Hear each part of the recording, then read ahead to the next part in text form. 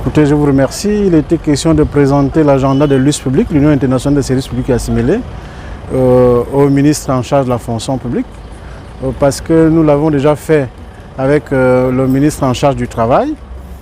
Aujourd'hui, il était question de rencontrer le ministre de la fonction publique pour présenter l'agenda de l'US public qui s'étale sur 4 ans.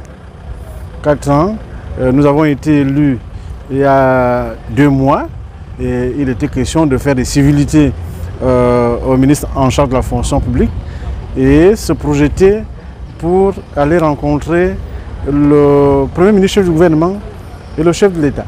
Parce que nous estimons que ce que nous faisons ailleurs, à travers les différents gouvernements, il faut commencer par chez soi.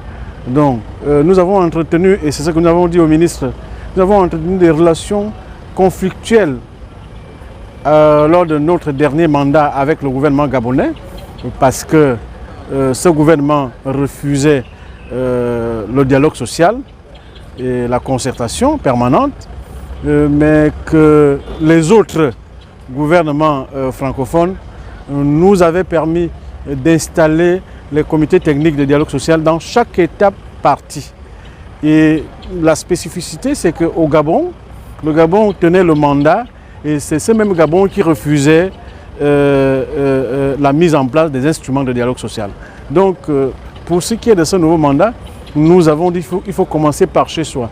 Et je l'avais déjà dit par ailleurs, avant d'aller balayer chez autrui, il faut commencer par chez soi.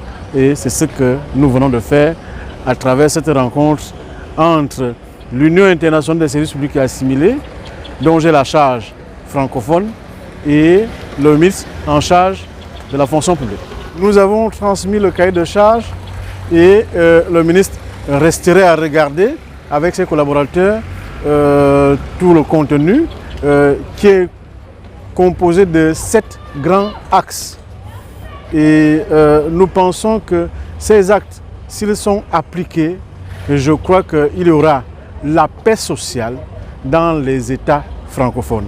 Parce que les missions de l'US public, c'est de moderniser l'action publique, l'action des services publics dans les États francophones, lutter contre le capitalisme sauvage, lutter contre les privatisations et mettre en place et adopter les instruments de dialogue de concertation sociale dans tous les pays francophones. Et c'est ça notre mission désormais. Et nous allons nous y atteler parce que en fin d'année 2024, nous allons organiser un congrès régional qui va réunir tous les responsables syndicaux du monde au Gabon. Et ce sera un honneur pour le Gabon, pour le gouvernement de transition et pour chaque État parti. Donc voilà grosso modo ce que nous avons dit avec Madame le ministre. Très satisfaisant le séjour Port-Gentillet.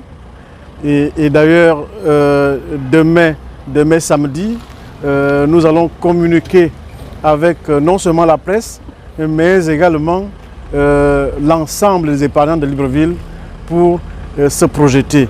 Vous savez que dans quelques jours, nous devions rejoindre N'Djamena.